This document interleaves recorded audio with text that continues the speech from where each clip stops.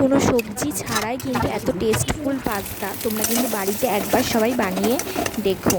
আমি কিন্তু রান্নাটা খুব তাড়াহুড়োর মধ্যে করেছিলাম, সেই জন্যে অত ভালো করে ভিডিওটা করতে পারিনি তোমাদের সাথে। যাই হোক, আমি এখানে দেখো পুরো ফুল ভিডিওটা দেখিয়ে দিয়েছি যে আমি কী কী ইউজ করেছি। আমি কিন্তু এখানে একটু পেঁয়াজ, রসুন, অল্প একটু চিকেন আর একটা ডিম দিয়েই কিন্তু এত সুন্দর টেস্টফুল পাস্তাটা কিন্তু রেডি করেছিলাম। আর তার সাথে কিন্তু কিছু সস অ্যাড করেছি, পাস্তা মশলা অ্যাড করেছি, আর গোলমরিচ গুঁড়ো, লেবুর রস দিয়েই পাস্তাটা বানিয়েছিলাম। আচ্ছা, পাস্তা যখন তোমরা সেদ্ধ করবে তখন কিন্তু একটু তেল দিয়ে